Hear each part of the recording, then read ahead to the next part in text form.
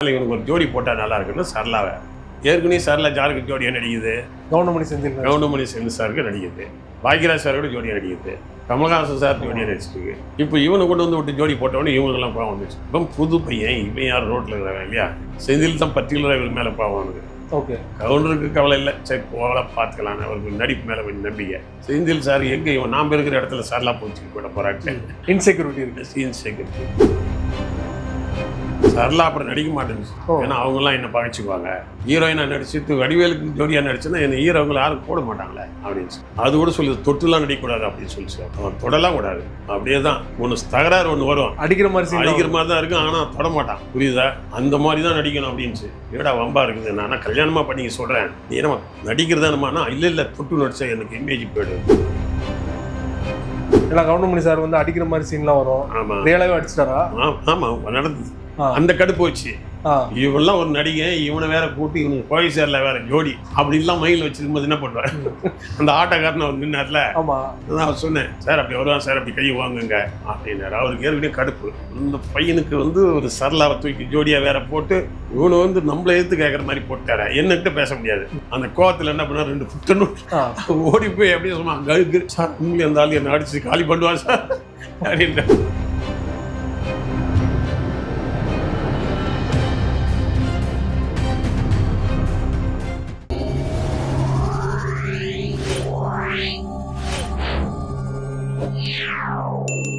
Media circle நேயர்களுக்கு வணக்கம். இன்றைக்கு நம்மோடு நேர்காணலுக்காக இயக்குனர் வி. சேகர் அவர்கள் நம்மோடு இணைந்திருக்கிறார். அவரோடு பேசலாம். சார் வணக்கம்.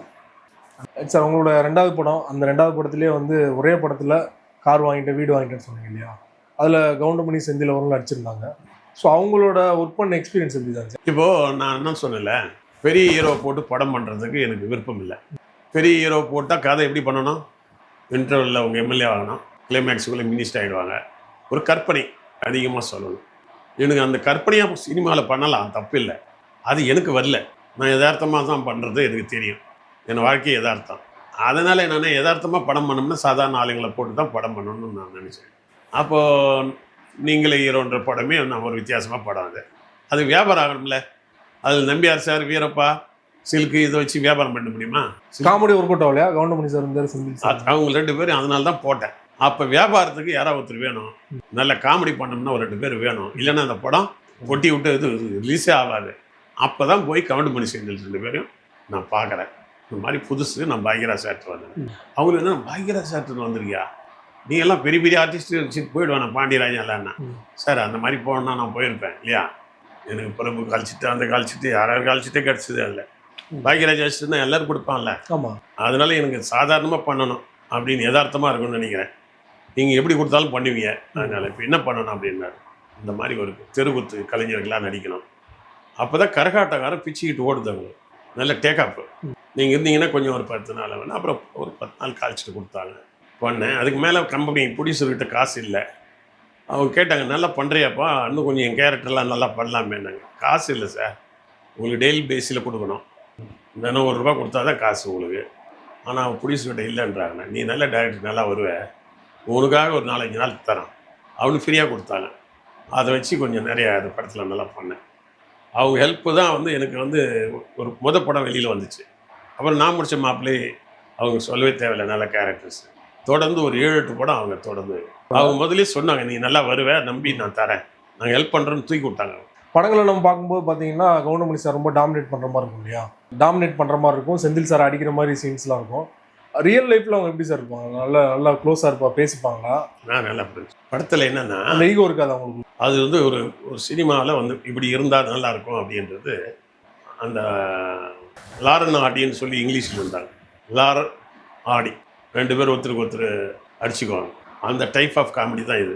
ஜனங்களுக்கு வந்து ஒருத்தன் வந்து நல்ல புத்திசாலியாக இருக்கணும், ஒருத்தன் இன்னசென்ட்டாக இருக்கணும்.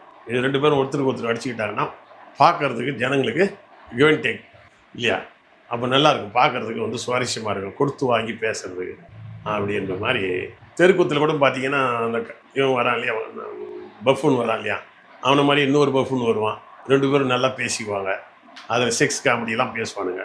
அது ஜனங்க கைத்தட்டும்ல. அந்த மாதிரி இந்த 2 பேரும் காமெடி ஒருத்தருக்கு ஒருத்தர் கொடுத்து வாங்குறதுன்னு சொல்கிறது. அதுக்குள்ளே NSK இருக்கா இல்லையா, அவங்க மருதம்னு சொல்லிட்டு இருந்தாங்க இல்லையா, NSK உடைய மனைவி, இந்த 2 பேரும் ஜோடியை நடிக்கிற படம்லாம் நல்லா போச்சு. இந்த அம்மாவும் கேள்வி கேட்பாங்க, அவர் பதில் சொல்லுவார், அவர் கேள்வி கேட்பாங்க, இவங்க பதில் சொல்லுவாங்க இல்லையா? அந்த மாதிரி ஜோடி பண்ணாக்கா நல்லா இருக்கும் எப்பயுமே. அதே மாதிரி நாகேஷ் மனோரமா 2 பேரும் இது நல்லா ஒர்க் அவுட் ஆகும். அதே மாதிரி இங்கே என்ன பண்ணாங்கன்னா 2 ஆம்பளைங்களுக்குள்ளேயே ஒரு ஜோடி போட்டால் நல்லா இருக்கணும் போது அது ஏற்கனவே போட்டு நடிச்சிருந்தாங்க. அவர் கரகாட்டக்காரன் அதான் பிச்சுக்கிச்சு. ஒரு வார்த்தை சொல்கிறேன், காரை ஒருத்தன் நிறுத்திட்டு வராங்க 2 பேரும் கரகாட்டக்காரில். அப்போ செந்தில் ரொம்ப இன்னசென்ட்டு, அண்ணே இந்த கார் யாருன்னு வச்சுருந்தாங்க? ஜமீன்தார் வச்சுருந்தாரு. அந்த ஜமீன்தார் யாருன்னு வச்சுருந்தாங்க அப்படின்னு கேட்பாங்க. அது ஒரு பொம்பளை வச்சுருந்தோம். அந்த பொம்பளை யார் வச்சுருந்தா? டேய் யார் எவ்வளோ வச்சுருந்த, கார் யார் வச்சுருந்தா அதை மட்டும் கேளு. நீ அவளை யார் வச்சுருந்தா இவ்வளோ வச்சுருந்தா என்ன கேட்குற நீ அப்படின்னு அடிப்பேன். இதெல்லாம் ஒரு சின்ன காமெடி 2 பேரும் எதார்த்தமாக பேசிட்டு வருவாங்க. அதெல்லாம் பெருசாக ஒர்க் அவுட் ஆகி போது தான் கரகாட்டக்காரன் பெருசாக இல்லையா? அதனால் அந்த கிவ் அண்ட் டேக் 2 பாலிசி நல்லா இருக்குன்னு தான் நான் 6-7 படம் எனக்கு இது ஒரு என்னை பொறுத்த வரைக்கும் என் லெவலுக்கு அவங்க 2 பேரும் எம்ஜிஆர் சிவாஜி மாதிரி இருந்தாங்க. அவங்க கொடுத்தது படங்கள்ல என் படங்களுக்கு எனக்கு பெரிய விஷயம். அந்த நேரம் சின்ன பட்ஜெட் தானே இல்லையா? நம்ம ஏழையாக இருக்கும்போது நமக்கு ஒரு சின்ன 1/4 கிரவுண்ட் இடத்துல வீடு கட்டினா கூட அது பெரிய பங்களா மாதிரி தான் நமக்கு. அந்த மாதிரி அவர் ஹெல்ப் பண்ணாங்க. உண்மையிலே என்னை தூக்கி விட்டதில் அவங்களுடைய பங்கு இருக்குது. அவங்களுக்கு ட்ராமாலேருந்து வந்தவங்க, ட்ராமாவில் கஷ்டப்பட்டு சாப்பாட்டுக்கு இல்லாமல் வந்தவங்க. அப்புறம் பாரதிஜா கிட்ட வந்து நடிச்சு பெருசாக வந்தாங்க. இப்போ பாக்யராஜ் சார் கூடலாம் நடித்தாங்க, பல பேர்கிட்ட நடிச்சிருக்காங்க. அதனால் அவங்களுக்கு ஒரு ஜட்ஜ்மெண்ட் முதலே சொல்லிட்டாங்க, இந்த சேகர் வந்து நல்லா வருவாங்க போட்டு அப்படின்னு சொல்லி எனக்கு ஒரு கால்ச்சிட்டு காசு கம்மியாக தூக்கி விட்டாங்கல்ல. அவங்க நினச்சது கரெக்டாக போச்சு. இல்லை எனக்கே நான் பெரிய பல படங்கள்லாம் எடுப்பேன்னு எனக்கே தெரியல. ஏதோ வந்தோம் ஓடிட்டேன், ஒரு படம் எடுத்துகிட்டு ஓடிட்டேன். திருப்பி பொண்டாட்டி எடுத்து விட்டு தான் வெளியில் வந்தேன்.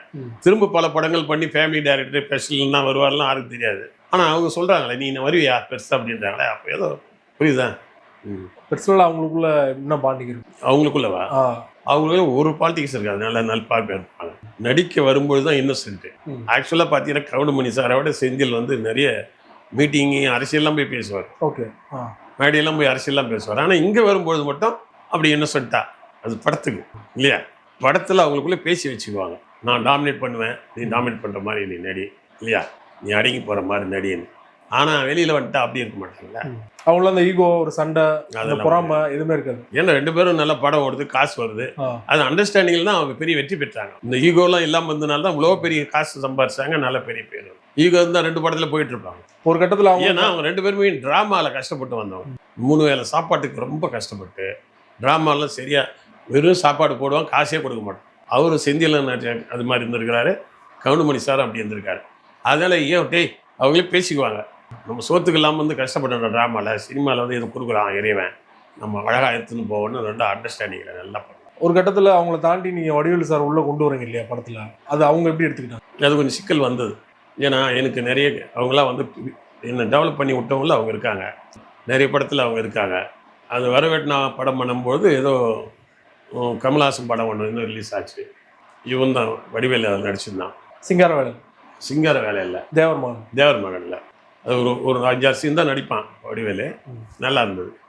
அப்போ வடிவேலும் மேனேஜரும் என்கிட்ட வந்தாங்க, சார் நீங்கள் என்ன ஒரு படம் பாருங்கள், கமல்ஹாசன் படம் தேவர் மகன், நான் நல்லா நடிச்சிருக்கேன், ராஜகிரண் படத்துலேயும் 1-2 நடிச்சிருக்கோம் நாங்கள், எனக்கு உங்கள் காமெடியெலாம் ரொம்ப பிடிக்கும், எனக்கு ஒரு வாய்ப்பு கொடுங்க, சம்பளமே வேணாம், ஒரு 5-6 சீன் கொடுத்தா போதுன்னு வந்து கேட்டானுங்க.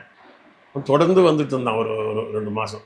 சரி பார்த்தேன் இவன் ஆர்வமாக இருக்கானே சேர்க்கலான்னாக்கா, அப்புறம் கவுண்டமணி செந்தில் சார் வந்து ஏப்பா அவன் என்னப்பா ஏற்கனவே நம்ம நிறைய காமெடி இருக்காங்க என்கிட்ட, எஸ் சந்திரன், குமரிமுத்து, அவங்க சார்லி, சின்னி, ஆச்சி மனோரமா, சரளா, எவ்வளோ பேர் இருக்காங்க, எவ்வளோ போட முடியும் படத்தில், ஓவர்லோட் ஆகிடுது, பார்க்கலாயான்னு. சரி இவன் வித்தியாசமாக அடிக்கடி ஆர்வமாக வரானே, சரி போட்டுடலான்னு முடிவு பண்ணேன். அப்புறம் இவன் ஒல்லியாக இருக்கான், ஒல்லியாக இருந்தால் என்ன பண்ண முடியும், சும்மா அப்படி ஸ்லாப்ஸ்டிக் தான் பண்ண முடியும். அதனால் இவனுக்கு ஒரு ஜோடி போட்டால் நல்லா இருக்குன்னு சரளாவை, ஏற்கனவே சரளா ஜாருக்கு ஜோடியாக நடிக்குது, கவுண்டமணி செந்தில் சாருக்கு நடிக்குது, பாக்யராஜ் சாரோட ஜோடியாக நடிக்குது, கமல்ஹாசன் சார் ஜோடியாக நடிச்சிருக்கு இல்லையா? அந்த படங்கள்லாம் உங்களுக்கு தெரியும், சின்ன வீட்டில் நடிச்சிருக்கு, அங்கே நடிச்சிருக்கு. அதனால ஒரு பீக்கில் தான் இருக்குது. என் படத்துலையும் தொடர்ந்து நடிக்குது. அது கவுண்டமணிக்கு, எஸ் சந்திரன் எல்லாருக்கும் மாறி மாறி நடிக்குது. அது இப்போ இவனை கொண்டு வந்து விட்டு ஜோடி போட்டவொடனே இவங்களுக்கெல்லாம் படம் வந்துச்சு. இப்போ புது பையன், இவன் யார் ரோட்டில் இருக்கிறாங்க இல்லையா, ஒரு ஜூனியர் ஒருத்தர் கொடுத்தா அவங்க சீனியர் இல்லையா, ஜோடி வேணாம் அப்படின்னால ஜோடி போட்டு அப்புறம் இவன் பிக்கப் ஆகிடுவான்னு ஒரு சிக்கல். செந்தில் தான் பர்டிகுலராக இவர் மேலே பாவம் அவனுக்கு. ஓகே. கவுண்டருக்கு கவலை இல்லை, சரி போகலாம் பார்த்துக்கலாம், அவருக்கு நடிப்பு மேலே கொஞ்சம் நம்பிக்கை. செந்தில் சார் எங்கே இவன் நாம் இருக்கிற இடத்துல சார்லாம் போச்சு போயிட போகிறாட்டு, இன்செக்யூரிட்டி இருக்கு. இன்செக்யூரிட்டி. அப்புறம் சொன்னாங்க இல்லைங்க ஒரு புதுசாக இருக்கும், கலர் நல்லா இருக்குன்னு போட்டேன். சார்லாம் அப்புறம் நடிக்க மாட்டேன்னு, ஏன்னா அவங்களாம் என்ன பகைச்சிக்குவாங்க. ஹீரோயினாக நடிச்சுட்டு வடிவேலுக்கு ஜோடியாக நடிச்சுன்னா என்னை ஹீரோங்களை யாரும் கூட மாட்டாங்களே அப்படின்னு சொல்லி. இல்லைம்மா இவன் நல்லா வருவான், எனக்கு ஒரு ஜட்ஜ்மெண்ட் இருக்கு. எப்படி நீங்கள் அதை கணிச்சிங்க? ஏன்னா அந்த பையன் வந்து நான் ஒரு உனக்கு நடிக்க வாய்ப்பு தரேன்னு சொன்ன பிறகு டெய்லி ஒரு 9 மணிக்கு வந்து இரவு எங்கள் ஆஃபீஸில் வந்து ஏதாவது நடிச்சு காமிச்சிக்கிட்டே இருப்பான் யார், வடிவேல். இந்த ஆர்வம் இருக்குல்ல, டெய்லி வந்து ஒரு 2 ஹவர் நடிச்சு காமிச்சிக்கிட்டே இருக்கான்னா என்ன அர்த்தம், இவன்ட்டு எவ்வளோ ஆர்வம் இருக்குது. சரி இது ஒன்று வச்சு நிறைய விஷயங்கள் இருக்கு அப்படின்னு நான் கண்டுபிடிச்சிட்டேன். பாக்யராஜ் சார் என்கிட்ட ஒரு விஷயம் இருக்குன்னு கண்டுபிடிச்சார்ல இந்த அசிஸ்டண்ட்டாக சேர்க்கும்போது, அப்படித்தான். ஓகே. அதை நினச்சி விட்டேன். அப்புறம் சொன்னேன் இவன் பெருசாக வருவோம்மா அப்படின்னு. அதுக்கப்புறம் ஜாயின் பண்ணி அவங்க 2 பேரும் அந்த படத்தில் நடிச்சாங்க வரவேட்டினாவில். எப்படி கன்வின்ஸ் ஆனாங்க கோவை சார்லாம்? அப்புறம் நான் சொன்னேன் ஒரு வேலை அவங்க கூட ஜாயின் பண்ணதுனால மற்றவங்களாம் தூக்கி போட்டாங்கன்னா உனக்கு நல்ல மெயின் கேரக்டர் கொடுத்து நான் எல்லா படத்துலையும் பண்ணுறேன் ஓகே அப்படின்னு ஒரு கேரண்டி கொடுத்தேன். எனக்கு ஒரு மார்க்கெட் போயிடுச்சுன்னா நீங்கள் தான் சார் கொடுக்கணும், ஏன்னா நீ அவங்க கூட நடிச்சதுக்காக மீதியெல்லாம் காலி பண்ணிட்டாங்கன்னு வச்சுக்கலாம், என் நிலைமை என்ன ஆகிறது, நான் இருக்கிறேன் பார்த்து ஏற்கனவே 5 படம் என் கூட நடிச்சிருக்கல இது என் படத்தில் திரும்ப தரேன் அப்படின்னு சொல்லி நடிக்க வச்சா அந்த படம் பிச்சுக்கிட்டு போயிடுச்சு. அதுதான் மருகு பாண்டி கேரக்டர் வரும் இல்லையா? அது பிச்சுக்கிட்டு போன உடனே அது கூட சொல்லி தொட்டுலாம் நடிக்கக்கூடாது அப்படின்னு சொல்லிச்சு அவன். அவன் தொடலாம் கூடாது, அப்படியே தான் ஒன்று தகராறு ஒன்று வரும், அடிக்கிற மாதிரி தான் இருக்கும், ஆனால் தொடமாட்டான். புரியுதா? அந்த மாதிரி தான் நடிக்கணும் அப்படின்ச்சு. ஏடா வம்பா இருக்குது, நான் கல்யாணமாக பண்ணி சொல்கிறேன், நீ நம்ம நடிக்கிறதானமானா இல்லை தொட்டு நடிச்சா எனக்கு இமேஜ் போய்டும். ஆனால் இந்த படம் ஓடிட்ட பிறகு இவங்க 2 பேரும் பிரிக்க முடியல, அங்கங்கே ஜோடி ஆகி ஏகப்பட்ட படத்தில் நடிச்சு ஒரே காரில் சுற்றுறாங்க 2 பேரும். ஏன்னா இமேஜ் வந்துருச்சு இல்லையா, வடிவேல் இது சரளா அப்படின்னு ஜோடி சூப்பராக ஒர்க் அவுட் ஆகிடுச்சு. அதை பார்த்து தான் வருவேன் விவேக். அப்போ என் படத்தில் நடிக்கலை. இல்லை சார், இப்போ இந்த படத்தில் வந்து வடிவேல் சார் உள்ளே வந்துட்டாரு, கவுண்டமணி சார் செந்தில் சார் இருக்காங்க இல்லையா, அவங்க எப்படி ட்ரீட் பண்ணாங்க படத்தில் உள்ளே வரும்போது? அவர் ஒரு ஜூனியரு ட்ரீட் பண்ணாங்க. அந்த ஒரு படத்தில் எப்படி சமாளித்து கொடுத்துட்டு அந்த படம் நல்லா போச்சு.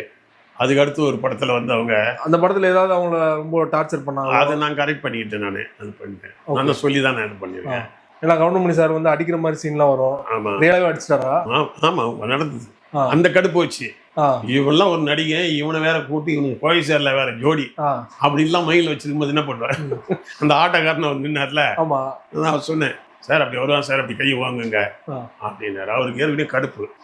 இந்த பையனுக்கு வந்து ஒரு சரளாவை தூக்கி ஜோடியாக வேற போட்டு இவனை வந்து நம்மளை எடுத்து கேட்குற மாதிரி போட்டார, என்னகிட்ட பேச முடியாது. அந்த கோவத்தில் என்ன பண்ணார், 2 புத்தனு ஓடி போய் அப்படியே சொன்னா கழுக்கு சார் உண்மையிலே அந்த ஆள் என்ன அடிச்சு காலி பண்ணுவான் சார் அப்படின்ற. ஓ அவன் நடிப்புக்கு தான் அடிச்சா, இல்லை சார் தப்பா சார் இங்குன்னு சார் கோவத்தில் அடிக்கிறார் சார். அதனால மறுநாள் இவன் என்ன பண்ண தெரியுமா, ஒரு கார் ஒன்று வாங்கிட்டான் வடிவேலு. ஏதோ ஒரு கார் நம்ம கொடுத்த அட்வான்ஸ் ஏதோ ஒன்று வச்சு அதை வாங்கிட்டான், எங்கேயோ போய் வாங்கிட்டு காரை கொண்டு வந்து அவர் காரில் இடிக்கிற மாதிரி நிறுத்துறான். கவுண்டமணி சார் காரில். நானும் பெரிய ஆள் ஆகிட்டேன்னு அவர் சொன்னார், இவன் சில்லற பையன், இவனுக்கு வந்து லிஃப்ட் பண்ணேன். அடுத்து 2வது படத்தில் நான் பெத்த மகனேன்னு ஒரு படத்தில் தான் காரை கொண்டு வந்து இடிக்கிற மாதிரி நிறுத்துறான். ஏன்னா புது பணக்காரனா, வீட்டில் 3 கார் இருக்கு, பட் இருந்தாலும் புதுசாக கார் வாங்கிட்டு வந்து இடிக்கிறான் பாரு இவன். இவங்கெல்லாம் நீ ஒன்றும் இல்லாத பசங்களாம் வளர்த்துக்க கூடாது, பார்த்துக்கணும். சிலது எல்லாரும் ஒரு மாதிரி இருக்க மாட்டாங்க சார், நீங்களாம் ட்ராமாலேருந்து வந்தீங்க பெக்குமாரு, இல்லை புதுசாக வரோம் அப்படிதான் இருப்பான் அப்படின்னு. இருந்தாலும் பாரு ஒன்றுக்கு ஆட்டம் காட்டுவான், அந்த மாதிரி தான் பண்ணிட்டான் பின்னாடி. இல்லை அந்தளவு ஒரு மைண்டில் வந்து இருந்ததா வடிவேல் சாருக்கு, இவங்களை எப்படியாவது காலி பண்ணிடணும், நம்ம அந்த இடத்துக்கு வரணும் அப்படின்னு?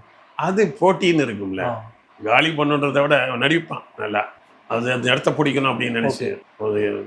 அதாவது பக்குவம் கம்மி, திறமசாலி. ரொம்ப நன்றி சார், உங்கள் நேரத்தை ஒதுக்கி பல சுவாரஸ்யமான புதிய தகவல்களை எங்கள் சேனலில் பகிர்ந்து கொண்டீங்க. மிக்க நன்றி சார். நன்றிப்பா, நன்றி.